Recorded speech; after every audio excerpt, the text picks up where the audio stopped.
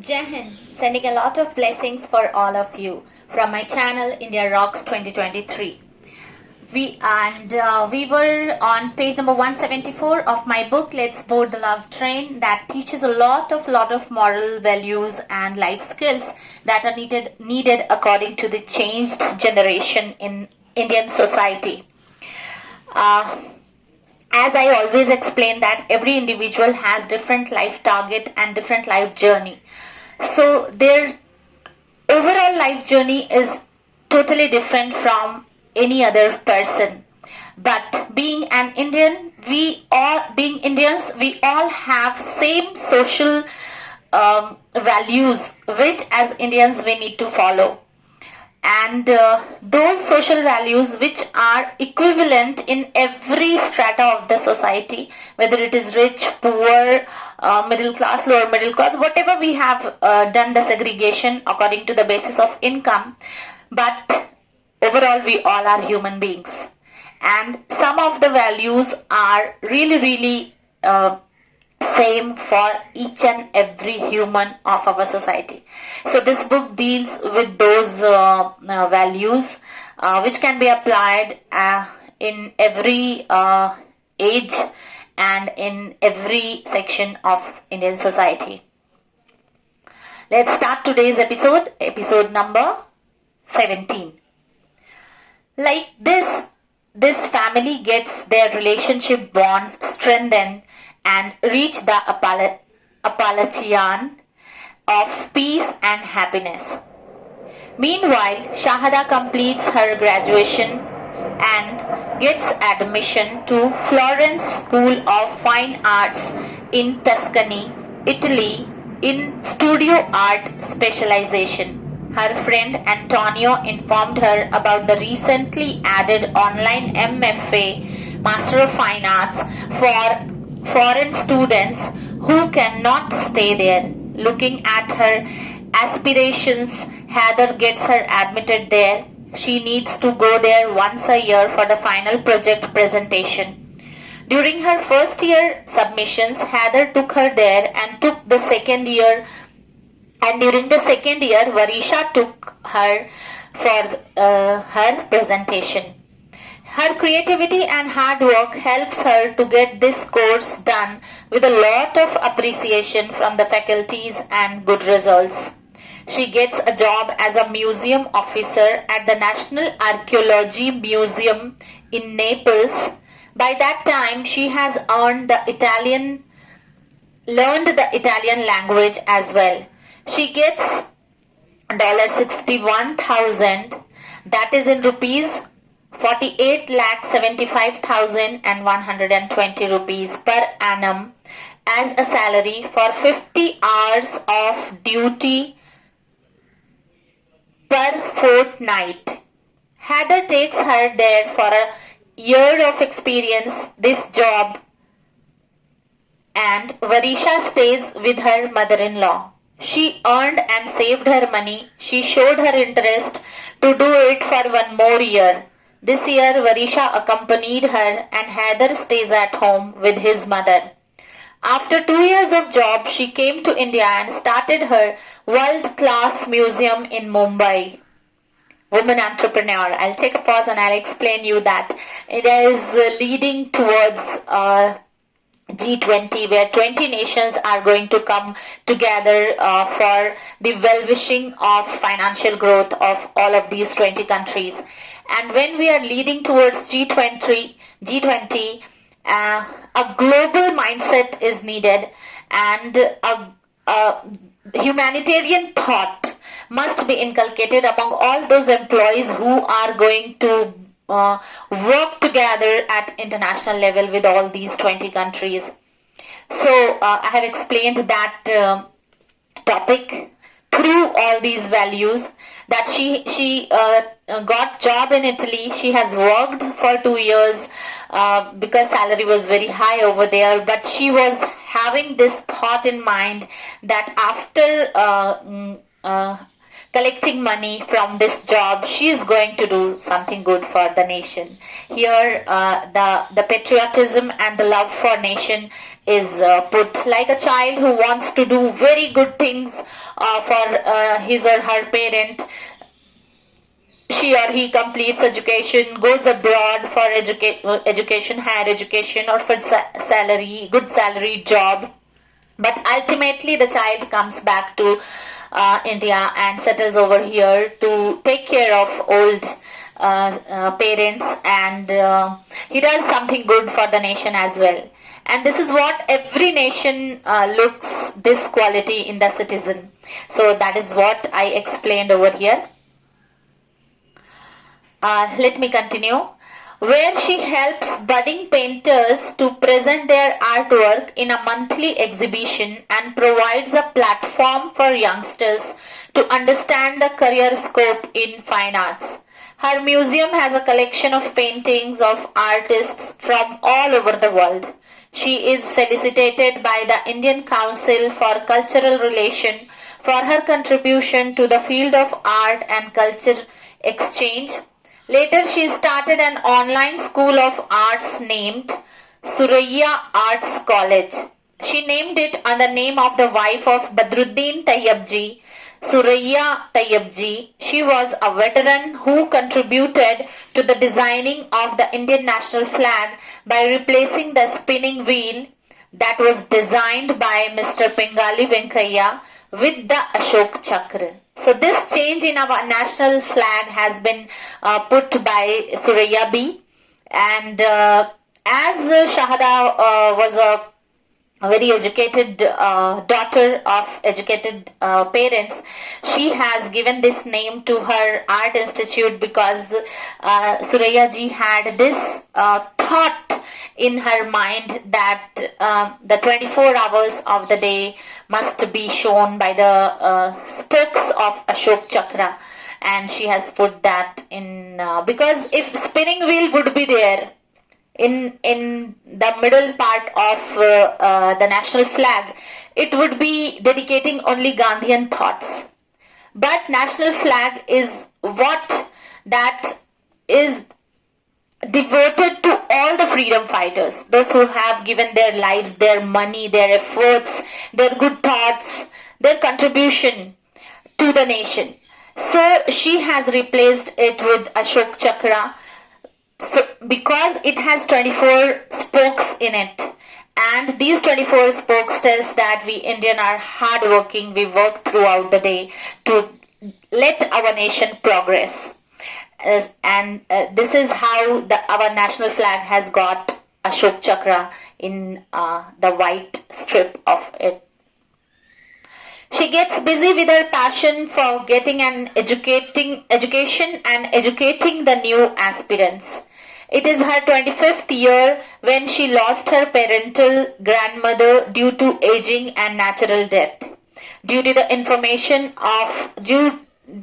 formation of a strong mountain, many folds are made by the course of time and natural changes. Life of Shahada also collects a lot of valuable memories to shape her life's Appalachian and become strong enough to stand her married life. To shape her married life as well. Her parents ask her about anyone she wants to marry. She tells that she was waiting from their side to get the right partner. They smiled at her and said, every religion gives this right to the person herself or himself to choose the spouse. So we can only facilitate you to choose yours, but an ultimate decision must come from your side. She agrees and the hunt starts for her life partner. Here the chapter ends, chapter number 12 and page number 176 of my book. The takeaway from this beautiful lesson is we need to work and have the patience to see ourselves as strong as the Appalachian to withstand the challenges life puts and qualify them beautifully by learning all the lessons life teaches. Because life is an ultimate teacher. Silently, strongly, the life teaches many things that make us a very more beautiful person and a more beautiful soul. I believe that the Almighty has sent us on this earth to learn, and life is a learning journey. From the childhood, from birth till our death, we are on the journey of learning. And whatever we are learning, all those good learnings are going to put stars in our personality. And this is how, with the glowing soul, we reach to the Almighty. And this is the purpose of every soul on this earth, as far as I understood my life. Let's start chapter number 13, Missouri. All the passengers of the love train move from the Appalachian, means peak of their lives, to this new station. It is named Missouri because it is the main tributary of the Mississippi River of North America that rises in the Rocky Mountains in Montana and flows 3,736 kilometers to meet the Mississippi. Like this, Shahada carries the morals from her family as their tributary and meet her own tributary. Let's see how. Every human being takes birth to learn all goodness from nature and its people on this earth. They get fixed time by the Almighty to utilize their time for creating something awesome to be followed by generations. They have learned from their lives that committing little mistakes in this learning journey happens to leave a lifelong learning experience. Lifelong learning does not happen without mistakes. So they have learned that being parents, we must learn to guide our kids in a lovable and self-disciplined manner and be ready to accept their regrets and forgive them to go ahead in their lives to adapt goodness around the world. Life has taught them that when they as parents guide them and love them throughout their lives, then the world accepts them too. However, they have seen many exceptions in the historical accounts where many children have received laurels without parental support as well. In Haddar's point of view, it happens with the beloved followers of the Almighty, whom He gives immense power to face their life challenges and create something good for the society. For example, Moses, without the support of his father Pharaoh, introduced a world-level religion. Gautam Buddha, without the support of his father, introduced Buddhism successfully. Prophet of Islam introduced a new religion different from his ancestors. Shri Krishna introduced a new way of compassion and love. Jesus Christ introduced Christianity, which was different from his mother's religion. They have learnt that all these great souls worked for the betterment of the people of their own time. They have learnt that when our motto is gentle and in the favor of humanity, the Almighty blesses us to withstand the toughest time of our lives. Life also has taught them that many a time people do not realize the importance of such people during their lifetime. But the Almighty bless them after their death too and get them accepted by the people even after the 100 years of their death. For example, Devaki ji, mother of Shri Krishna, Sita ji, wife of Shri Rama, Urmila ji, wife of Shri Lakshman, Bibi Fatima, daughter of the Prophet of Islam, Bibi Asiya, mother of Moses, Bibi Maryam, the Virgin Mary, and Imam Hussain, grandson of the Prophet of Islam and son of Hazrat Ali, etc. So these are the only few examples. The world history is filled with such great souls who have given their each and every moment of their life for the betterment of the human being. Whatever was situation, whatever was condition, whoever were the enemies, they did not care about. They just put their head inside the life target to do the betterment of the society, and ignoring all ups and downs, reaching towards their life goal to do something good for the society in which they took birth and they lived. Varisha and Heather received their premenopausal phase and hypogonadism respectively due to more work pressure and climatic change.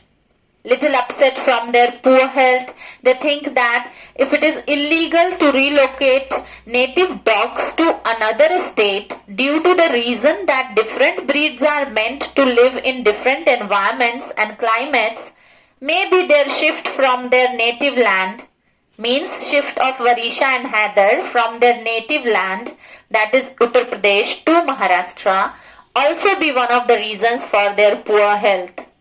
But they were not sure about it as they have not gone through any research in this context. But they were sure that health gets affected when the natural environment of living things changes. However, they learn to adapt to their new environment in time to survive. Their poor health condition is the alarm for them to take care of their health and be free from their parental duties. One day, due to sleepless nights for many days, Heather got trapped in his bad thoughts and asked Varisha, "Why do you not miss my mother? It seems you are happy to see that my parents are not alive." Listening to it, Varisha, during her natural body change and lack of stress controlling hormones, replied aloud, "Heather, please leave me alone for some hours." She closed the door of her room and started breathing exercises. Heather too controlled his anger, drank a glass of water and went for a short walk. When he returned from there, he sees Shahada talking to someone on phone and promising to meet tomorrow. He goes to her and angrily asks, "Who are you promising to meet?" Looking at his changed temper, she disconnected the call and took him to the living area where the Quran was kept. She gives him a rosary to chant du'as and says, "Papa, just a minute. I need to offer namaz." Heather keeps quiet and goes to Varisha's room and knocks the door. Varisha informs that she is going to offer namaz and he must also offer the same as it is namaz time. She tells post namaz that they all will meet at tea time. Heather also goes to offer namaz. I'll take a pause and I'll tell you the system of offering namaz in Muslim community. And there are system of offering gratitude, paying gratitude to the Almighty in every religion. And this is what nowadays it is very much famous and common concept that whatever we are giving to the universe, the same comes to us.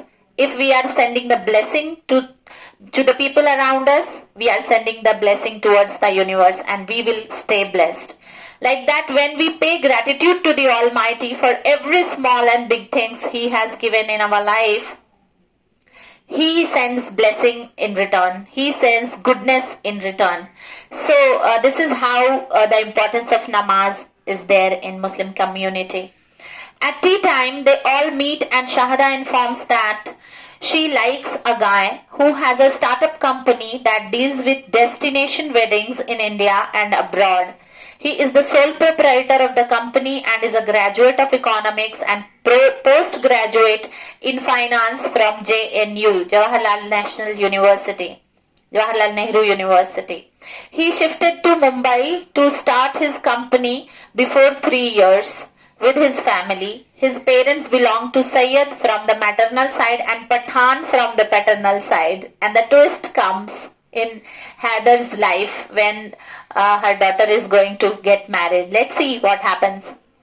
They are a gentle, educated and famous family in Delhi. She informs Heather that he wants you all to meet tomorrow for our marriage proposal and she was talking to him about the same. Listening to it, this time Varisha shouts, "How can you plan everything and tell us like this? You must tell us before meeting that guy. Nowadays, many scams happen in the name of marriage. How can we believe in a strange boy, a strange guy to get you married directly?" Shahada brings a glass of water for her. She trained her from childhood that whenever